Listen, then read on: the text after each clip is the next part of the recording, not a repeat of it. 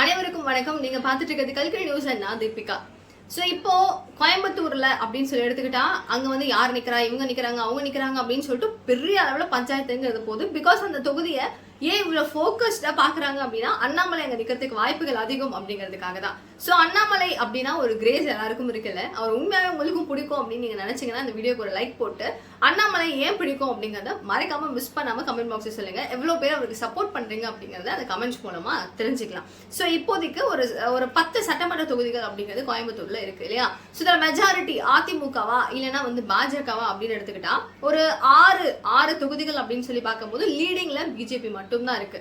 So அடுத்த ஒரு 4 தொகுதி அப்படிங்கிறது தான் அதிமுக அவருடைய ஒரு கோட்டையாக இருக்கு அப்படின்னு சொல்லலாம். பட் இது கோட்டை உண்மையான கோட்டையா இல்ல ஓட்டையா அப்படின்னு பாத்தீங்கன்னா பிஜேபி ஒரு லீடிங்கான ஒரு பிளேஸ் வகிக்குதுங்கிறதுல மாற்று கருத்து இல்ல. ஒரு 3 தொகுதிகள் அப்படிங்கறத எல்லாரும், அதாவது அண்ணாமலைக்கான ஒரு கிரேஸ் இருக்கும் இல்லையா, அந்த ஆதரவாளர்கள் கூட்டம் அப்படிங்கிறவங்க போன முறை தோற்கடிக்கப்பட்டார். ஆனா இந்த வாட்டி அது நடக்கவே கூடாது, அவர் எப்படியாவது ஜெயிக்க வைக்கணும் அப்படிங்கறத உள்ள இருக்கிற அடுத்த 2ஆம் கட்ட தலைவர்கள் என்ன பண்ணாலும் சரி மக்களாகிய நம்ம நின்று அவர் ஜெயிக்க வைக்கணும் அப்படிங்கிறது அண்ணாமலை அவர்களுடைய ஆதரவாளர்களுடைய ஒரு மிகப்பெரிய குரலாக இருக்கு. ஸோ ரொம்ப சமீபத்தில் நான் ஒரு வீடியோ போட்டிருந்தேன்.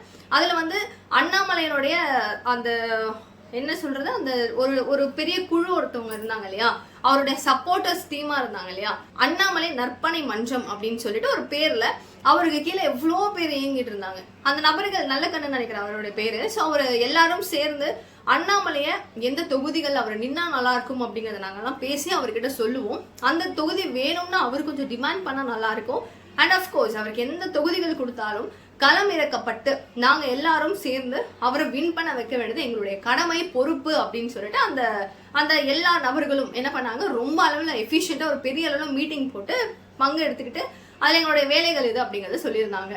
அந்த அளவுக்கு இப்போதைக்கு அந்த 3 சட்டமன்ற தொகுதி அப்படிங்கிறது கடவு, கவுண்டபாளையம் அண்ட் சிங்காநல்லூர், இந்த ஒரு 3 தொகுதிகளையும் வந்து இவர் போட்டியிடணும் அப்படிங்கிறது அவங்களுடைய கோரிக்கையாக இருக்கும் பட்சத்துல அண்ணாமலைக்கு நீங்க இதெல்லாம் நில்லுங்க அப்படிங்கறதையும் சொல்லியிருக்காங்க. சோ டெல்லி தலைமை என்ன பண்ணும் அப்படிங்கறது தெரியல, தலைமை எடுக்கிற முடிவு அவங்க எடுக்கிற என்ன சொல்றாங்களோ அதான் நான் கேட்பேன் அப்படிங்கறத அவர் சொல்லியிருக்கிறாரு. சரி, அடுத்த கட்டமா இவர் நிக்கிறாரு அப்படின்னா ஜெயிக்க வைக்க வேண்டிய பொறுப்பும் எங்களது அப்படிங்கறத சொல்லியிருக்காங்க. அந்த 3 தொகுதிகள்ல ஒரு தொகுதி அப்படிங்கிறது கன்ஃபார்ம் லாக் பண்ணி வச்சிருக்கோம், அது அண்ணாமலைக்கு தான் அப்படிங்கிற ஒரு நம்பிக்கையையும் வந்து அவங்க காமிச்சிருக்கிறதா சொல்லப்படுது. ஸோ இது இப்போ ஒரு பெரிய சந்தோஷம் எல்லாருக்கும் ஓகே அப்படிங்கிறது. ஸோ அமித்ஷா அவர்கள்கிட்ட நேரடியான ஒரு ஆலோசனை அப்படிங்கிறதும் போயிருக்கு. ஸோ இந்த நேரத்துல அண்ணாமலையுடைய சப்போர்ட் அப்படிங்கிறது ஒட்டுமொத்தமா தமிழக பாஜகவுக்கு தேவையா அப்படின்னு கேள்வி எடுத்துக்கிட்டா டவுட்டே வேணாம், கன்ஃபார்ம் தேவை. ஏன்னா பிஜேபி ஒரு 12% அளவுக்கு 1 டிஜிட்ல இருந்த அந்த growth ஒரு இவ்வளோ பெருக்கு ஒரு அசுர வளர்ச்சியை தொற்றுருக்கு அப்படின்னா கன்ஃபார்மா அண்ணாமலை அவர்களால மட்டும்தான் அப்படிங்கிறது தெரியும். ஸோ ஒரு மீட்டிங் நடத்துறாங்க, அந்த மீட்டிங்ல ஒரு 10 லீடர்ஸ் வராங்க, எல்லாருடைய பேரையும் உச்சரிக்கும் போது இல்லாத ஒரு கரகோஷமும் இல்லாத ஒரு ஆர்ப்பரிக்கும் சத்தமும் ஏன் அண்ணாமலைக்கு வருது அப்படின்னா மெஜாரிட்டி அந்த 3% இருந்து ஒரு பெரிய அளவுல ஒரு பெரிய டிமாண்ட் காமிச்சு அந்த வாய்ஸ் வருது அப்படின்னா பிகாஸ் ஆஃப் அண்ணாமலை. அந்த ஒரு 3-4 டிஜிட்ல இருந்துட்டு இவ்வளவு பெருசு வந்துச்சுன்னா அவருடைய முகத்தை பார்த்து வந்தவர்கள் நிறைய பேர். ஸோ பிஜேபியினுடைய ஒரு ஃபேஸ் வேல்யூ தமிழகத்துல அப்படின்னு எடுத்துக்கிட்டோம்னா அண்ணாமலை அப்படிங்கிறதுல மாற்று கருத்து ஒரு பர்சன் கூட யாருக்கும் இருக்கக்கூடாது. ஆனா குஷ்புக்கெல்லாம் அசால்ட்டா இருக்கும். குஷ்புலாம் வந்து நானும் ஒத்துக்க மாட்டேன், தமிழ் சேவனா நான் ஒத்துப்பேனே தவிர அண்ணாமலைக்கு பிஃபோர் ஆஃப்டர் அப்படின்னு நான் ஒத்துக்க மாட்டேன்னு சொல்லிட்டு அவங்க எல்லாம் மறுக்கலாம். ஆனா உண்மை என்னன்னு மக்களுக்கும் புரியும் இல்லையா. சோ இது ஒரு பக்கம் இருக்கு. இந்த நேரத்துல அவரு மாநில தலைவராக இருக்கும் போது சரத்குமாரை எப்படியாவது உள்ள எடுத்துட்டு வந்துடணும், பிஜேபிக்குள்ள இணைச்சிடணும் அப்படிங்கறத ட்ரை பண்ணாரு. நான் வந்து எனக்கு ஆல்ரெடி இருந்துச்சு, நிறைய விருப்பங்கள் இருந்தது, பிஜேபியில சேரணும்னு இருந்துச்சு அப்படின்னு சொல்லிட்டு சரத்குமார் அவர்களும் சொல்லியிருந்தாரு. அவர் சொன்ன மாதிரி மக்கள் கட்சி அப்படிங்கிற இந்த கட்சியை பிஜேபியோட இணைச்சிட்டாரு. இவங்க கூடவே சேர்ந்து ஒன்று உணங்கி அப்படியே இணங்கி இருக்கிற மாதிரிதான் இருக்கு. ஆனா இப்போதைக்கு அவருக்கு ஒரு பிரச்சனை, ஒரு மனசு கஷ்டம். அது ஏன் அப்படின்னா சேர்ந்து இத்தனை வருஷம் ஆகுது, எனக்குன்னு எந்த பொறுப்பும் பிஜேபியில இருந்து வழங்கப்படலை, எனக்கான அங்கீகாரம் அப்படிங்கிறது கொடுக்கப்படலை. ஸோ இப்படி இருக்கும் போது நான் ஏன் வந்து இந்த கட்சியில இருக்கணும், என்னுடைய ஆதரவாளர்கள் தொண்டர்கள் எல்லாரும் சொல்றது என்னவாக இருக்கு, சமத்துவ மக்கள் கட்சியை திரும்பவும் நீங்க ஆரம்பிங்க, இந்த பிஜேபி கூட இணங்கி இருக்கிறதெல்லாம் வேண்டாம், நம்மளுடைய வேல்யூ என்னன்னு நம்ம காமிக்கலாம், வெளில வந்துடலாம் அப்படிங்கிற அளவுக்கு சொல்றாங்க அப்படின்னு சொல்லிட்டு இந்த பாயிண்ட் அவர் எடுத்து வெளில கொஞ்சம் லைட்டா விடுறாரு. ஸோ இப்போ அண்ணாமலையனுடைய ஆதரவாளர்களுடைய குரல் என்னவா இருக்குன்னா அவர் கஷ்டப்பட்டு இவ்வளவு அளவுக்கு பிஜேபியை ரைஸ் பண்ணி விட்டுருக்காரு. அவர் கஷ்டப்பட்டு ஒரு நபர்களையும் கூட்டணிக்குள்ள இணைச்சாரு. நீங்க வாங்க, இப்படி நல்லா இருக்கும், இது அதுன்னு சொல்லிட்டு டிடிவி தினகரன் ஆகட்டும், ஓபிஎஸ் ஆகட்டும், சசிகலா ஆகட்டும், எல்லாரையும் கூப்பிட்டு ஒரே நேர்கோட்டில் வச்சிருந்தாரு. ஆனா இன்னைய தேதிக்கு நீங்க போயிட்டு அதிமுக கூட கூட்டணி அமைச்சிங்க, சரி அமைச்சிங்க, அடுத்தடுத்த கட்டமா இந்த தலைவர் மக்களுக்கு பிடிக்குது, அவங்களுக்கான ஒரு அங்கீகாரம் கொடுக்கணும், இப்படி நடக்கணும் அப்படிங்கறத ஒண்ணுமே ப்ரொஜெக்ட் பண்ணாம நீங்க பாட்டுக்கும் சைலண்டா இருந்தீங்கன்னா எப்படிதான் ஆளுக்கு கொடுக்க வேண்டிய பொறுப்பு பதவிகள் அப்படின்னு கொடுத்தீங்கன்னா அவங்க வேலையை டுவர்ட்ஸ் பண்ணுவாங்கல்ல. இது ஏன் நீங்க விட்டீங்க, மிஸ் பண்ணிட்டீங்க? இப்ப பாருங்க, சரத்குமார் ஒரு விரக்தியில பொறுப்பு கொடுக்கல, அது கொடுக்கல, இது கொடுக்கல அப்படின்னு சொல்லிட்டு அவர் கிளம்பிட்டாருன்னா ஒரு ஓட்டும் முக்கியங்க இந்த எலெக்ஷன்ல. உங்களுக்கு புரியுதா இல்லையா? அண்ணாமலை க்ரோத் பண்ணதை ஏன் மிஸ் பண்றீங்க அப்படின்னு சொல்லிட்டு செம்ம காண்டில எல்லாரும் பேசுறாங்க. ஏன்னா பிஜேபியில இவர் இணைஞ்சிருக்கிறதுக்கும் சாதாரண காரணம் கிடையாது. அவர் வராரு, வந்து சேரும் போது சொல்றாரு பிஜேபி ஒரு அசுர வளர்ச்சியை பார்த்துட்டு இருக்கு, அண்ணாமலை தான் முக்கியமான காரணம் அப்படிங்கிறதும் தெரியும் இல்லையா?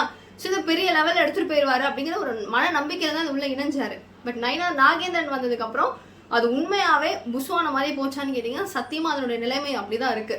ஆனா அதனுடைய வளர்ச்சி இன்றைய தேதிக்கு பெருசா எட்டியிருக்கான்னு கேட்டீங்கன்னா கிடையவே கிடையாது.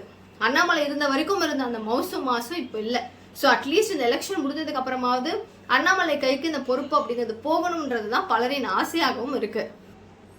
அடுத்ததான் கச்சா எண்ணெய் தட்டுப்பாட்டை வந்து மேனேஜ் பண்ணணும் அப்படிங்கிறதுக்காக மத்திய அமைச்சரவை கூட்டம் மோடி அவர்களுடைய தலைமையில நடக்க இருக்கு. ஸோ இந்த மீட்டிங் அப்படிங்கிறது ரொம்ப சின்சியரா, ரொம்ப சீரியஸா நம்மளுக்கு இந்தியாவை பொறுத்த வரைக்கும் பெரிய அளவுல டிமாண்ட்ஸ் அப்படிங்கறதெல்லாம் எடுத்துட்டு போகாம எப்படி மேனேஜ் பண்ணணும் அப்படிங்கறத மோடி ஐயா அவர்கள் ரொம்ப அழகா திட்டமிட்டு மேனேஜ் பண்ணிட்டு இருக்காரு. இப்போ இதே மாதிரி மோடி அவர்களுடைய இடத்துல காங்கிரஸ் தலைவர்கள்லாம் ஆட்சியில உட்கார்ந்து இருந்திருந்தாங்கன்னா இந்த அளவுக்கு ஒரு எஃபிஷியன்டா இப்படி ஒரு வளர்ச்சியை கொடுத்துருப்பாங்களா அப்படின்னு கேட்டா கண்டிப்பா கேள்விக்குறிதான். இவ்வளவு பெருசா அவங்களால கண்டிப்பா 100% கொடுத்துருக்க வாய்ப்பே கிடையாது. மோடி அவர்கள் தான் ஒரு சிறந்த தலைவர் அப்படிங்கறத உலக நாடுகள்ல இருக்கிற எல்லா லீடர்ஸும் அண்ணாந்து பாக்குறாங்க. அதிகமா வேலை பார்க்கிற ஒரு தலைவர் அப்படிங்கிற ஒரு அங்கீகாரமும் அவருக்கு கொடுத்துருக்காங்க. அவர் குஜராத்ல சிஎம்ஆ இருக்கும் போதும் சரி, இப்போ வந்து அவரு இவ்வளோ பெரிய ஒரு பதவியை வகிக்கும் போதும் சரி, மக்களுக்கான பணியில அதிகமா ஈடுபட்ட ஒரு தலைவர் அப்படிங்கிற பொறுப்பு மோடி அவர்களையே சேரும் அப்படிங்கிற ஒரு பெரிய மெசேஜ் எல்லாருக்கும் ஒரு பெரிய சந்தோஷத்தையும் கொடுத்துருக்கு. ஸோ மிடில் ஈஸ்ட்ல இந்த சண்டை அப்படிங்கிறது போறது இல்லையா? ஸோ இதுல எல்பிஜி, கச்சா எண்ணெய், இந்த பிரச்சனை எல்லாம் எவ்வளவு சீரியஸா போனாலும் மக்களுக்கு பெரிய ப்ராப்ளம்ஸ் இல்லாம நான் மேனேஜ் பண்ண முடியும் அப்படிங்கிறது சென்ட்ரல் கவர்மெண்ட் ரொம்ப தெளிவா ஹேண்டில் பண்ற விஷயம் எல்லாருக்கும் ஒரு பெரிய சந்தோஷம். கூடவே இப்போ அந்த சிலிண்டர் ஏறிடுச்சு, இறங்கிடுச்சு, நம்மளால புக் பண்ண முடியல அப்படிங்கிற அத்தியாவசிய தேவையில மக்களுக்கு பெரிய பயம் இருந்தது.